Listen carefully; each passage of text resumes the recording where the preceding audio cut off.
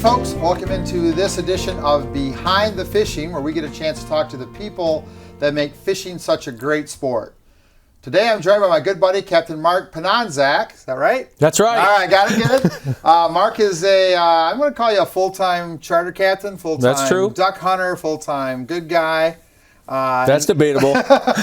Completely involved in the fishing industry. That's true. So I want to get a chance to get you on camera and talk to you a little bit about your life in the fishing world. So I appreciate it's been very interesting. I can tell you that. I appreciate you coming down. And I appreciate you guys having me. I think it's a great thing what you guys are doing here. Thank you. I think it's huge. Thanks. How long have you been a guide? I've been a guide for 5.5 years. Well, that's not very long. It's not very long. Everyone thinks I've been doing it for a very long time. You look like it. Right. There's no doubt. There's no doubt there. I look like a grizzled veteran. You look like an old timer. And I fit the shoes well, but actually not very long. But I've been very fortunate in this business, Lance. I feel that to be where I am today and be accepted by the fishing industry and accepted by yourself and everyone else in the industry, I think at a very quick point, I've been extremely fortunate. Well, I think, in this business, people see effort, right? They see integrity, they see effort, and I think that draws people to other guys who are trying to get into this. There's a lot, I mean, how many guys are on the Detroit River now, right? 17 billion, right? Exactly. And there are guys who are never, ever going to be accepted, and there's guys who are accepted quickly because they put in the effort and they put in the time. They do it with integrity, and they're always willing to help and kind of be part of the group. And I never would have guessed. I would have guessed you've been doing this honestly, 25, 30 years. I would have guessed you were a long timer. I know a lot of people have thought that, but it really hasn't been that long. I've just been, like I said, I've been accepted in the industry very, very well by a lot of people with a lot of years like yourself. The DeShanos with offshore Right. tackle, Michigan Stinger Spoons, and all these places, the businesses have been around for a very, very long time and at a quick, what I feel very quickly. Right. And so I can never give these people enough credit or yourself enough credit for helping me out and doing the things that other companies have done for me. I've been extremely fortunate. So you start your year in Detroit River. Actually, I start the year on the ice fishing on the Saginaw Bay. I was going to call that the end of the year, but okay. Actually, since we are first day of real snow today, right. November. So talk about that. You're getting ready for you're duck hunting right now. I'm duck hunting currently right now, and that ends up December 8th. Okay. And then I start getting ready for ice fishing, and as soon as the ice is good, I start ice fishing. It's usually January 15th to the 20th, so usually start somewhere in there. We run through March or the last ice, and then I get ready for the Detroit River, and I come down to the Detroit River, which started out as 20 days is now 42 to 45 days. You and I know that because we talk every day. Yeah. And then I stay there through about the middle of May. Then I end up coming back to the Saginaw Bay and my home and fish the Saginaw Bay from May, June, and July. And then usually do some lake trout fishing or some salmon fishing, and then into the duck hunting aspect, and then fall fishing on the Saginaw Bay and the Saginaw River. So you're into it full time. I mean, this is kind of what you do. Exactly. It's full time. I have no time off. Just like yourself, which you know. There you go. I have no time off, which is good, and I enjoy every minute of it, or I wouldn't do it. So you've been doing this for, let's call it 6 years. Yep. What did you do before this?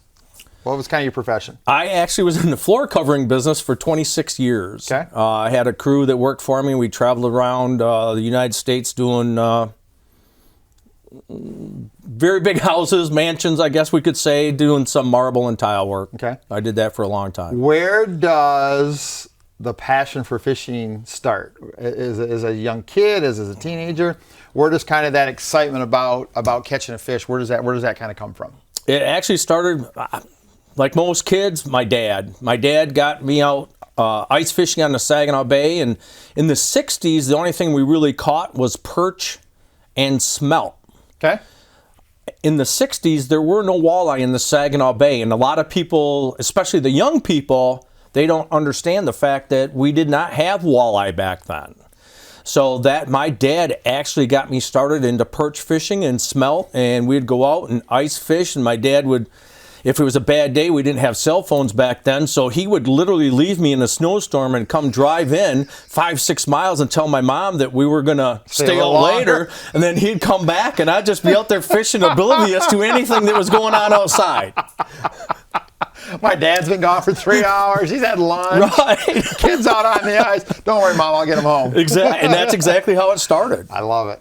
I love it. So where does the idea of becoming a guide kind of kick in? Is it just because you love to go fishing, or you wanted to kind of share with everything, share what you know with other people, or just a way to kind of be more involved, or maybe all three of those?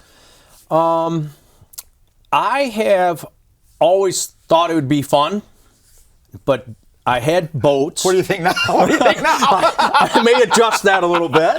But I have fun every day, as you do too, or you wouldn't do it. Yeah, amen. So I started out, I had sold my business and was just goofing around, not really doing anything, golfing and having fun with my dad and doing a few things. And he ended up passing away, and my wife said, why don't you just start fishing? You enjoy it. You're out there every day anyway.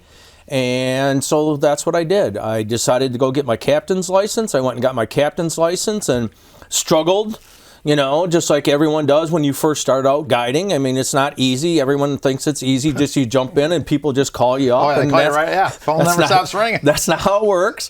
But so I had some learning to do with that respect. When do you feel like it finally really kicked in? When did you you're on the boat, and I know when it happened for me, but you're on the boat and you're having a day, you're with some customers, and you finally just go, I got it. I'm on my way. This is it. Was there a moment that kind of just clicked and you said, I'm a guide now? I still don't feel that way. So you're way ahead of me. You should. Actually, Lance, I struggle with that. Personally, I struggle with the fact, I enjoy every minute of it, and don't get me wrong, I love it. But if you're asking me if I feel like I belong actually here talking to you or having customers, I don't feel that way. Oh, you should. I feel that I'm still learning every day.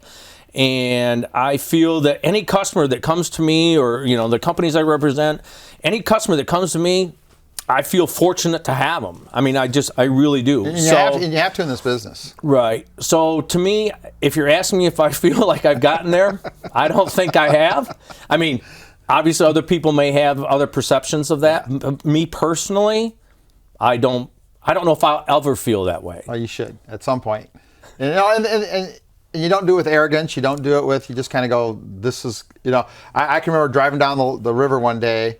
On a crappy day, I had some good customers, and we'd caught a few fish, and we shared some stories, and we kind of helped these guys. And the guy made the comment. He goes, this is the best trip I've ever had. He goes, and we only had 4 or 5 fish in the box. It was just one of those days in Detroit. And he goes, this is the best trip I ever had. He says, I've never ever experienced this kind of fishing and had this much fun, and had somebody actually hands-on teach me how to become a better angler. Right, and I guess that's where I take pride in that.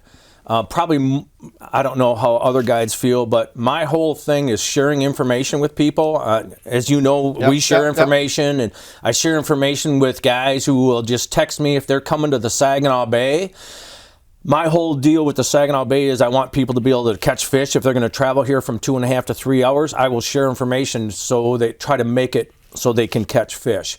My guys on my boat, when we're trolling the Saginaw Bay, I will let guys set lines.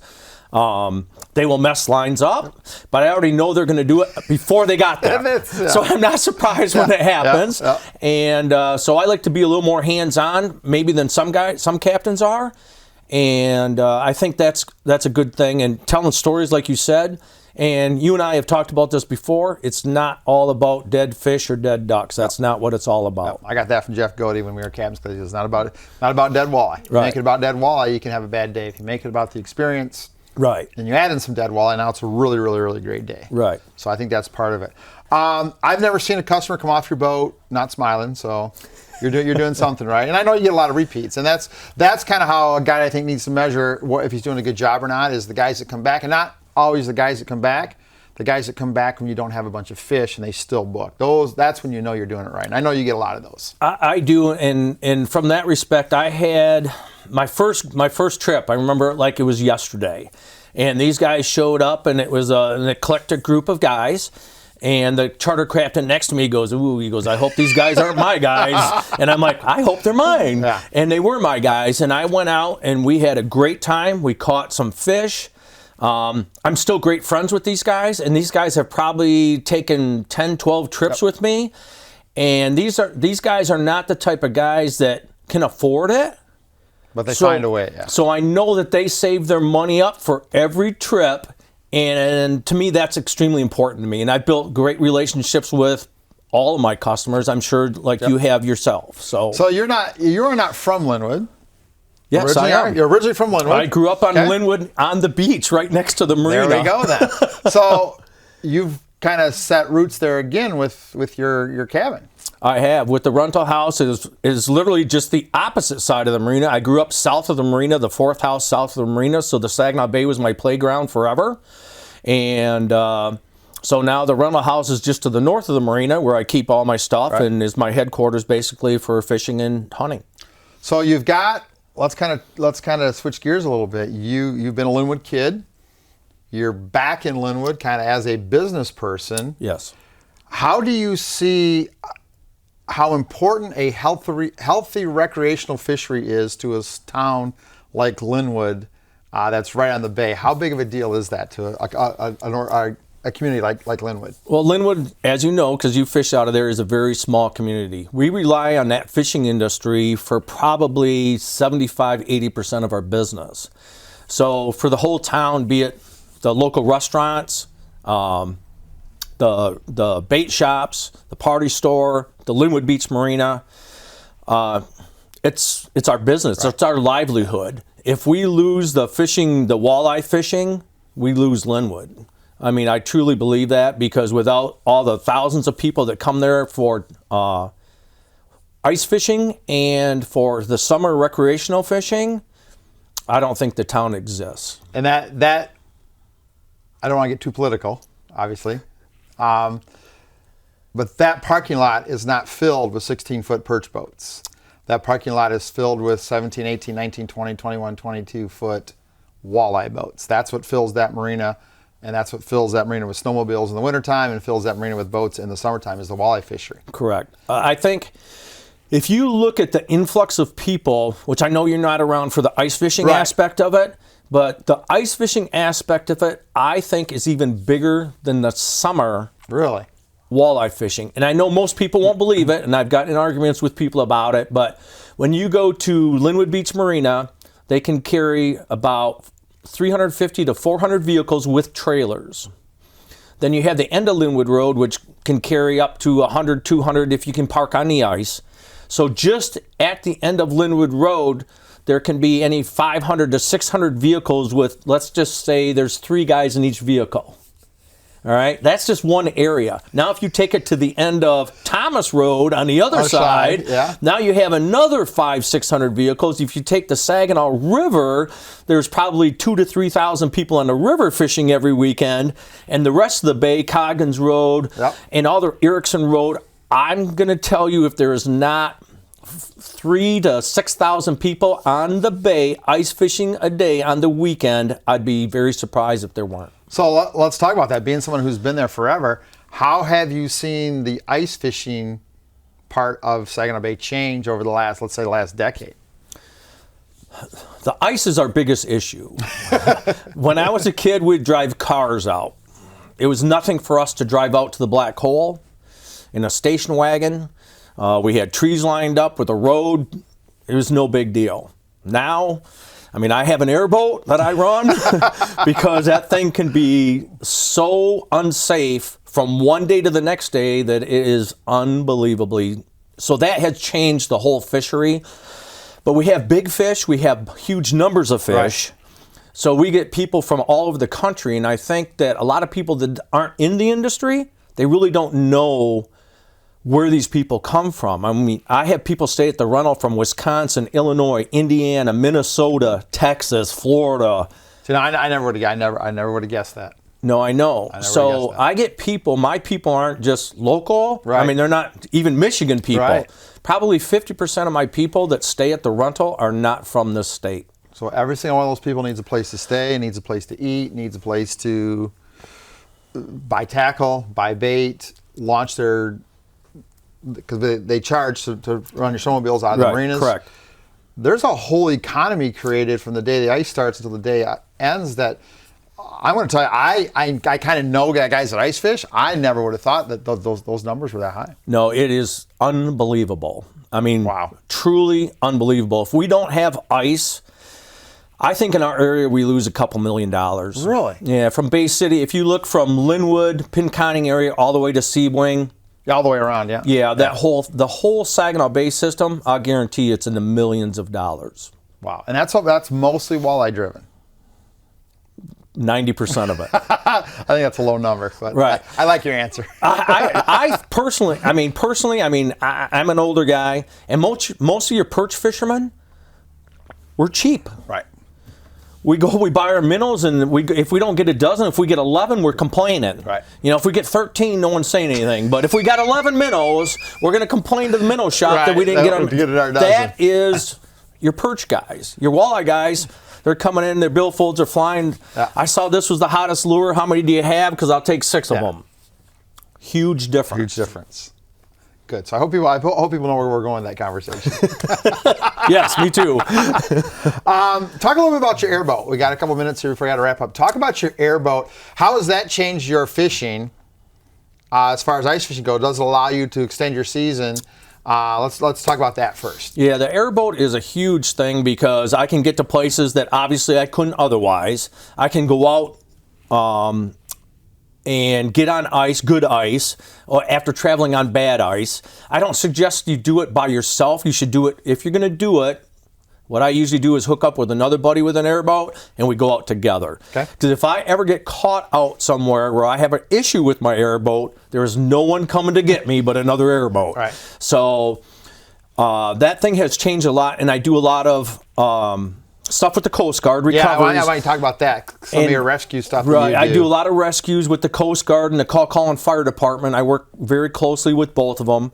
And we'll go out and rescue people in case something bad happens, which last year was the first year in, I think, 16, 17 years we never lost anyone. Wow. Ice fishing, we usually lose a person or two every year. And last year was the first year, which I know is hard to believe, but it was the first year we never lost anyone. How many recoveries did you do last year? Last year I didn't do any. Good for you. The year before. Bad for you, but good for you, I guess. Right. The year before, 21. Wow. Way too many. Now, is that mostly human? Is that mostly equipment? Or is that kind of a combination of both? Or how do you handle a rescue? Well, mainly it's human error. Okay.